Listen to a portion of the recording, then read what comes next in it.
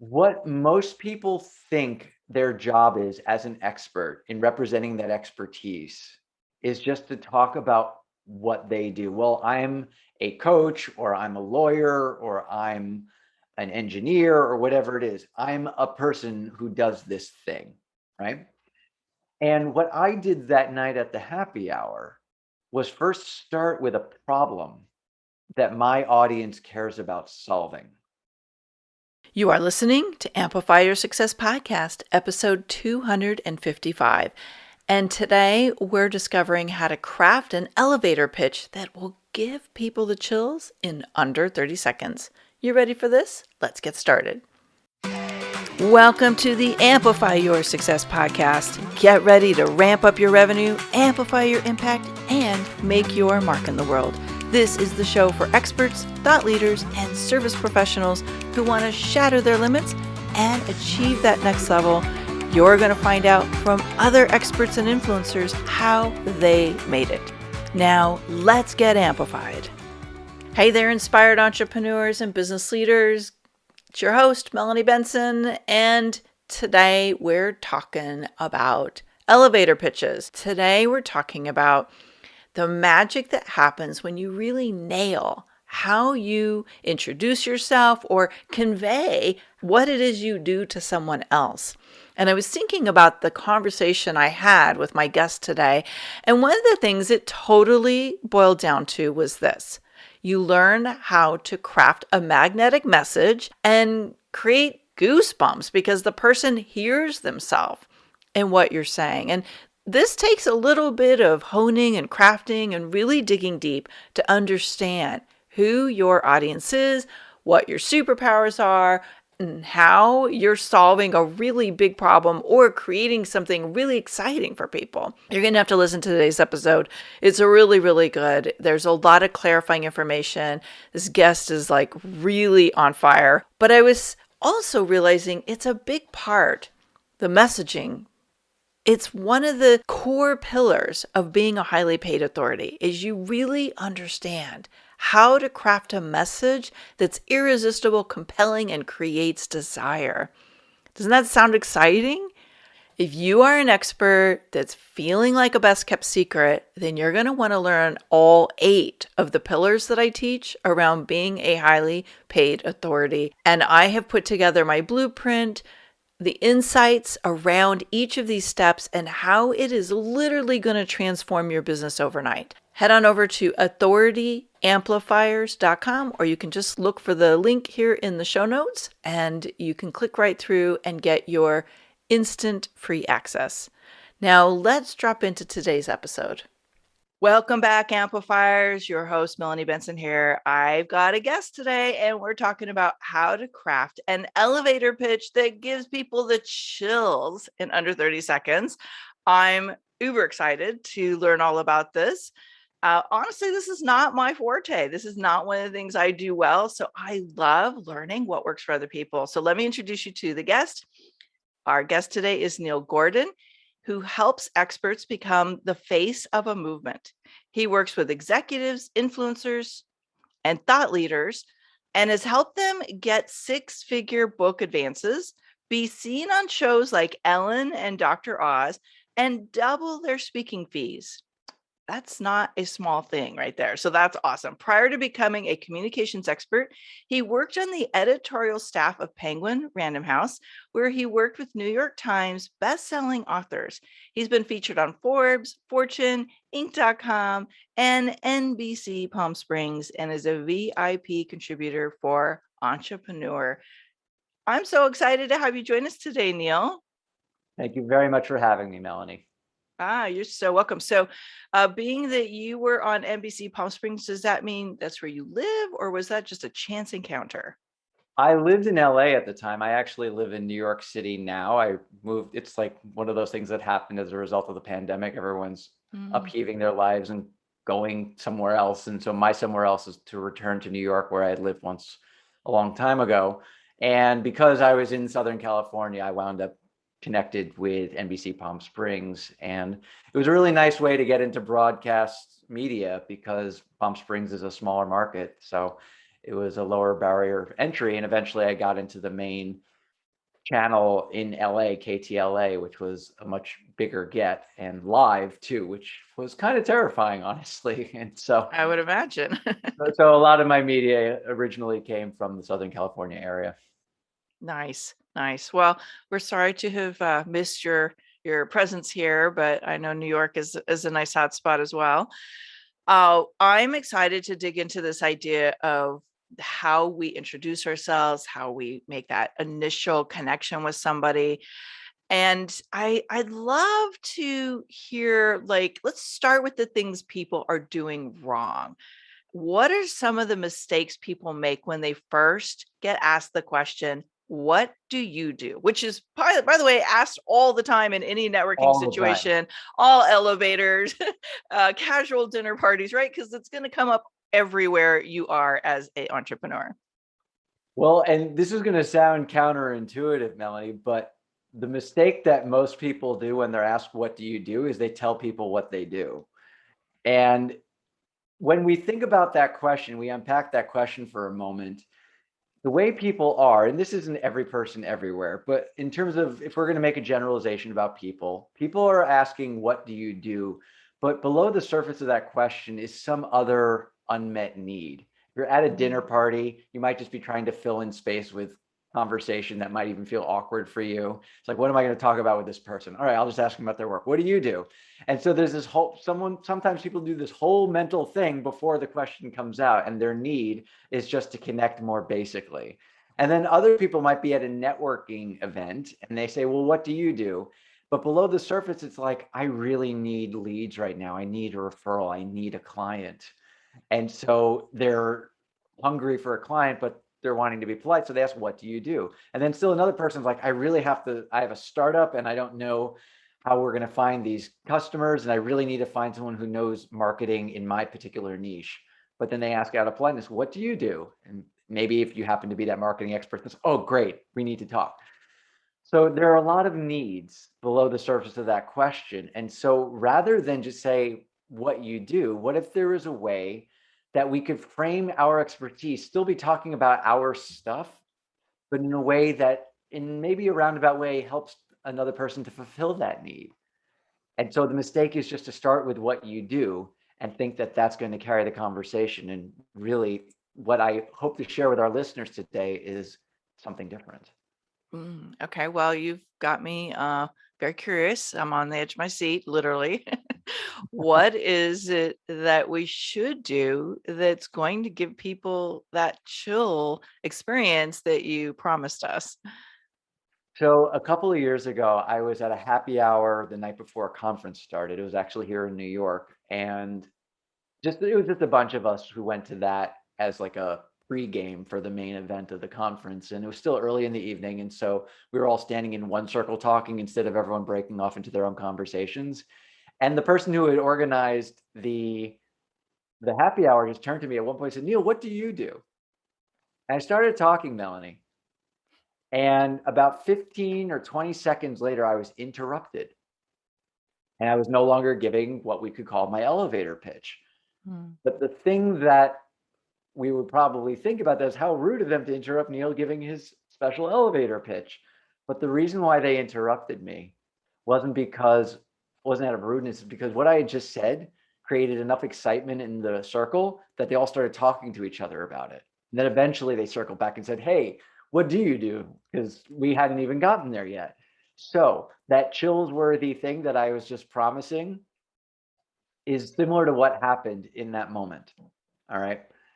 What most people think their job is as an expert in representing that expertise is just to talk about what they do. Well, I'm a coach, or I'm a lawyer, or I'm an engineer, or whatever it is. I'm a person who does this thing, right?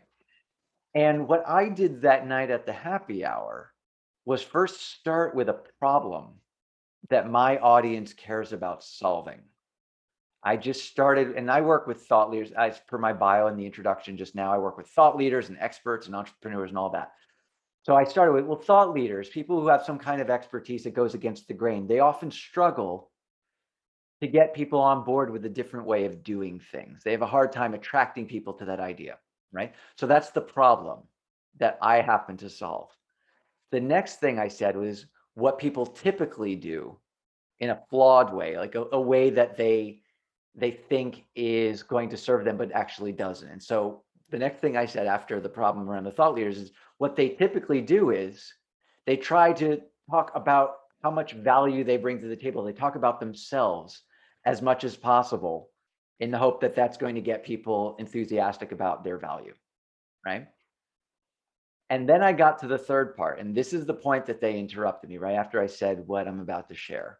Then I very simply said this: effective communication values the recipient over the sender. Now, what I did in that moment and why there was that electric current, or in other situations, people have gotten chills from that one sentence, is what I've done is I've distilled all of my expertise down to a single sentence. In the world according to Neil, the way to be successful around one's communication is to value the person you're talking to above yourself. Essentially, in so many words, turn communication into an act of service. And so they started, oh, it's true. You really have to make it about the other person. That's really important. Because if you're doing it about yourself, then they tune out and like they're all talking and talking and talking. And then finally, several minutes later, what do you do, Neil? And then I shared what I actually do as the fourth part of the elevator pitch, which is I help thought leaders and public speakers and authors and other kinds of experts to create such electrifying content that people rush up to them afterwards and want to work with them and somehow want to engage with them in some way. And so, and I change that every time I say that part of it, honestly. But whatever the point is like, I've made this, so a person asks, what do you do? I've turned this little elevator pitch more into an elevator speech. And I've turned it into a bit of value. I've given them the secret sauce for how to solve some problem in a way they might not have thought of before. If they did, they didn't think of it in that particular way. Mm. Juicy. Liking it a lot. I can think of so many different times where um, the way we first connect with somebody, if there's intrigue, it's almost like we want to know more and we're leaning into it. And Yeah. then, like, and that comes from building a connection between what's relevant to them and who you are and what you do.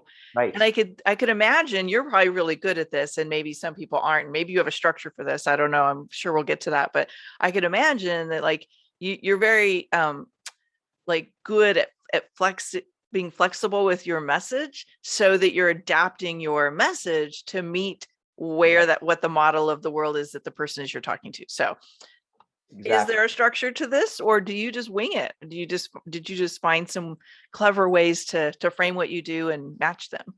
Well, I use those same four parts, not only in my elevator speeches, but also in how I recommend my public speaking clients put together they put together their speech in a way that starts with the problem as the first part, identifies typical solutions, provides that secret sauce. I call it a silver bullet, like the silver bullet like statement.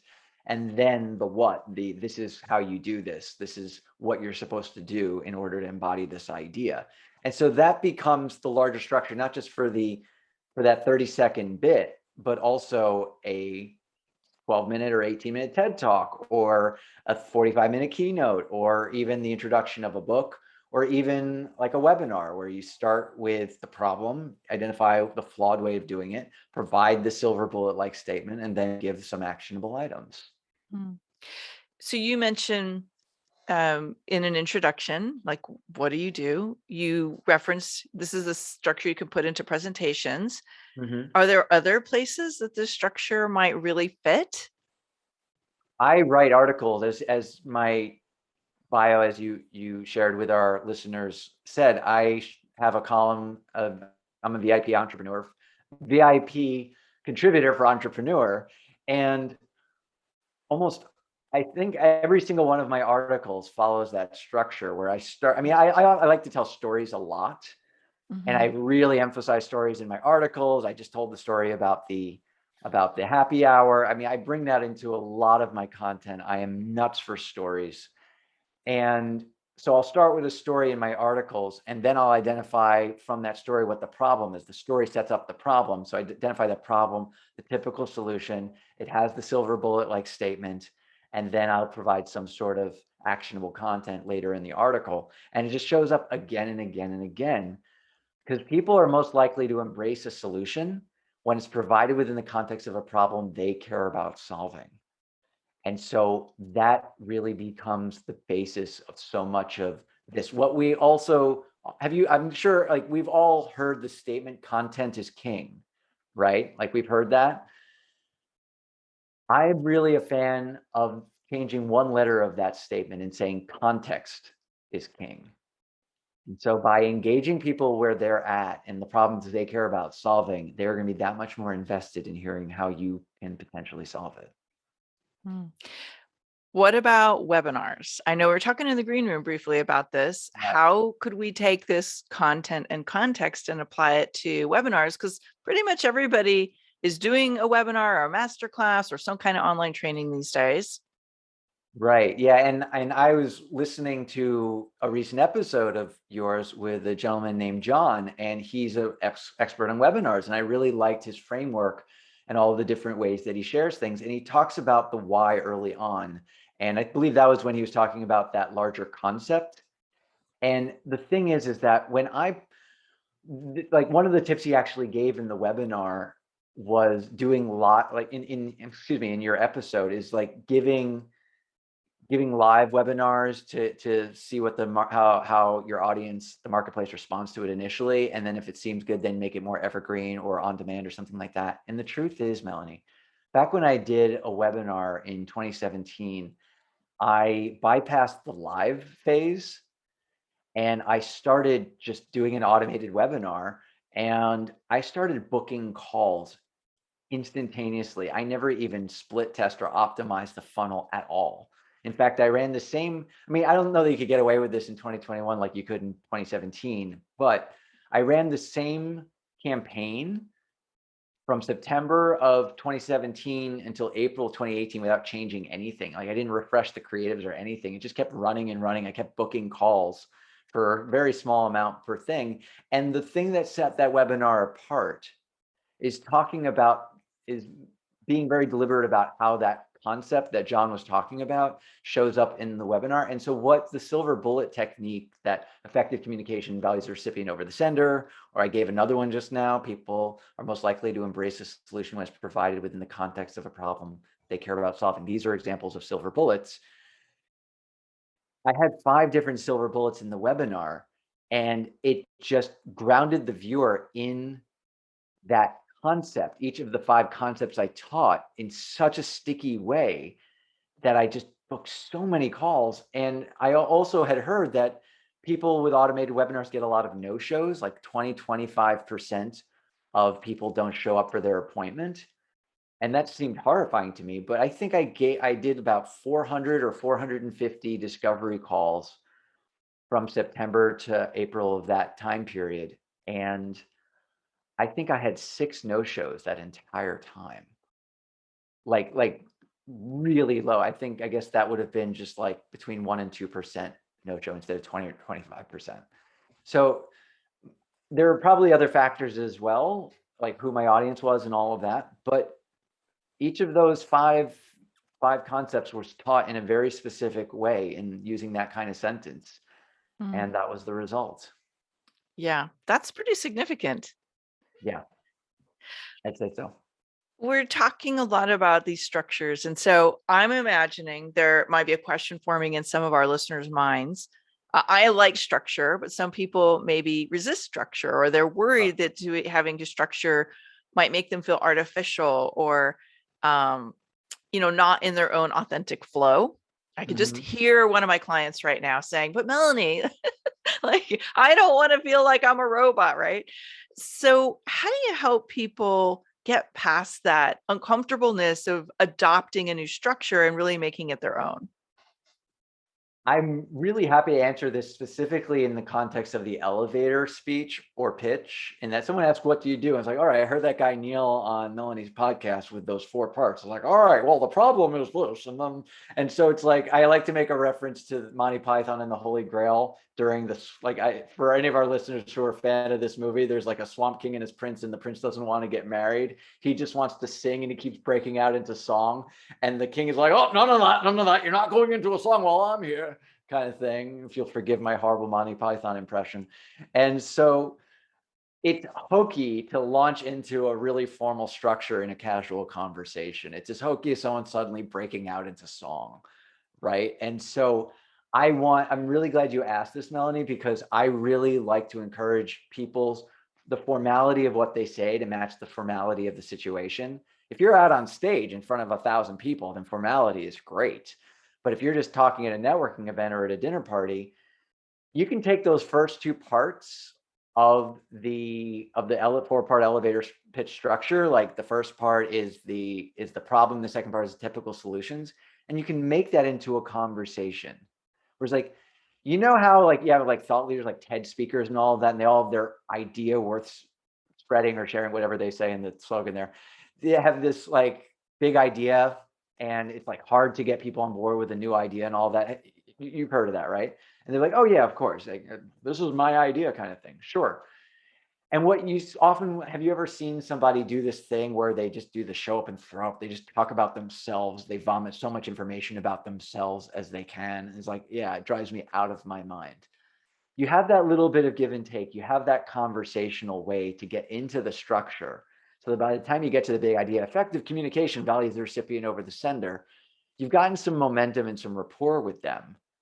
And then you could go into more of like a little speech. And so what I do is blah, blah, blah, blah, blah, blah, blah. And so you've gotten them to buy in and to kind of get into the cadence of the little speech with you first before doing that. So that's one specific way you could embrace the structure without it sounding like you're super structured, kind of thing.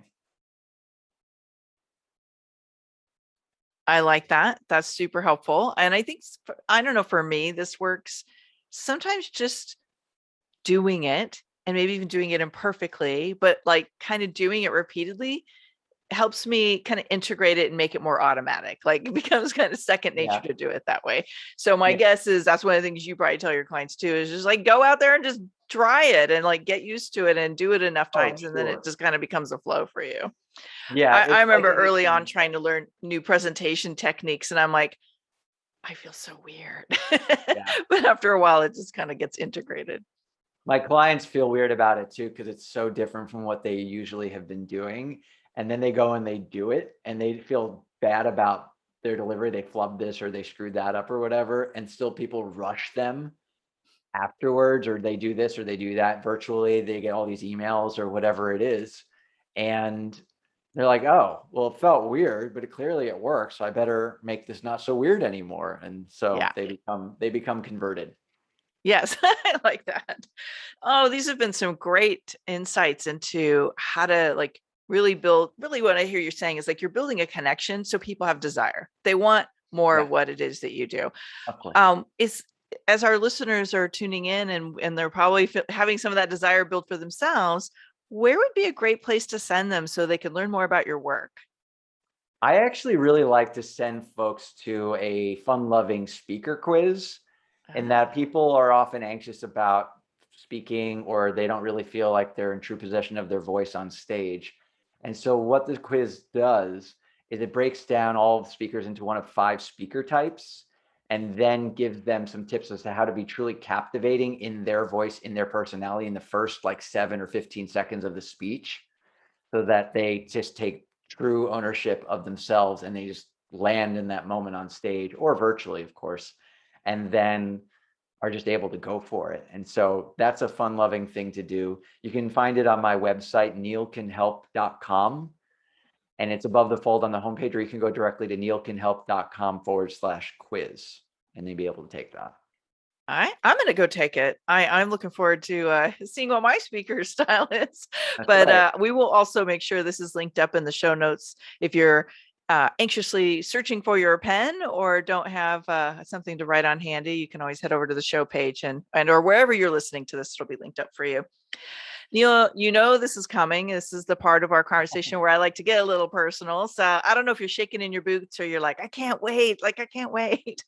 But I always love hearing what the boldest thing you ever had to do to get where you are right now is. And I'll just say, we all have journeys that get us to success, right?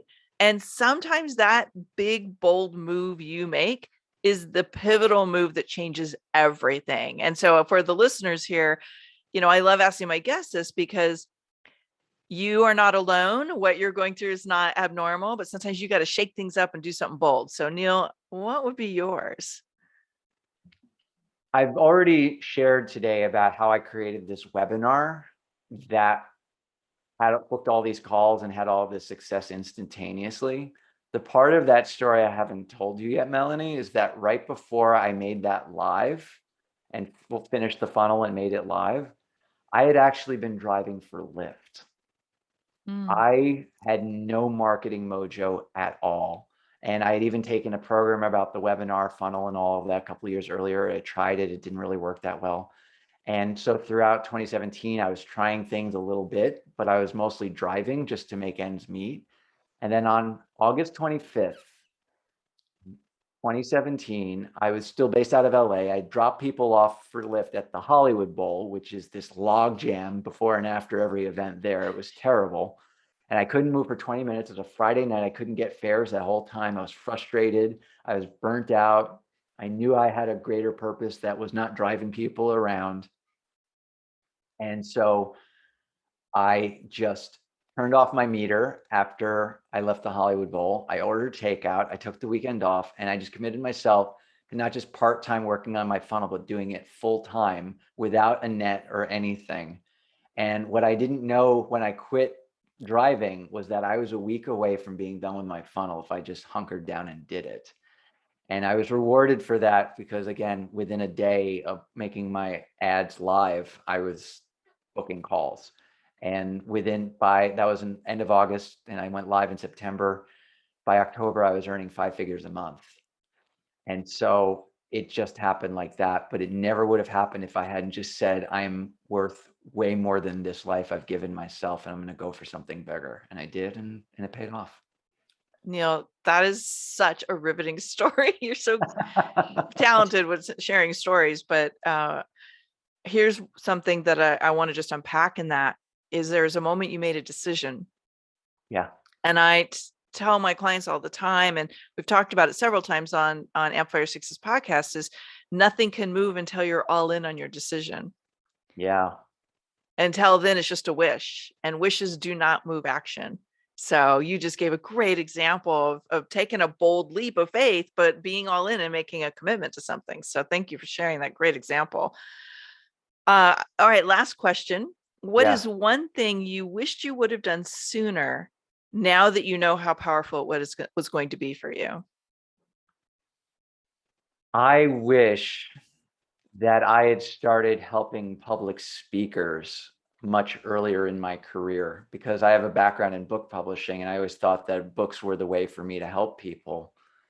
But even going back years ago, I started helping people with speaking because I had the ability I had with creating content, but it never occurred to me until much more recently, like 4 years ago, basically, that this was something that I could do, and that changed my life. And think about all the public speakers I could have helped for years if I had known that about myself. So that would have been nice, but I'm also grateful for having the revelation when I did. Yes.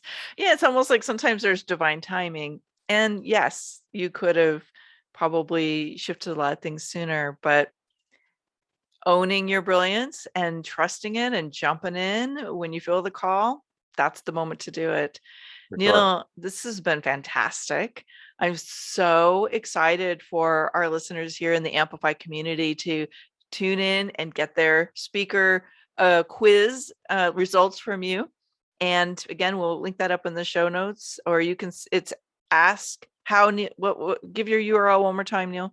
𝐊𝐞𝐲 𝐓𝐚𝐤𝐞𝐚𝐤𝐬.com. Oh man, I was going to butcher that. I'm so glad you said it. All right. Thanks so much for being here today. And make sure you tune in again next week. We've got another hot episode lined up for you. Bye for now. Thanks for tuning in today, Amplifier. Be sure to join us right now in the Amplify Your Authority community at authorityamplifiers.com, and I'll share my 7 proven tips to be a highly paid expert that stands out in a crowded market. Plus, we're going to keep this conversation going, and I want to hear from you how you're going to amplify your authority and make a greater impact. Before you go, please take a minute to give our show and our guests some love over on your favorite podcasting platform. Subscribe, rate, and review. Leave your full name, and I'll spotlight you and your authority on social media.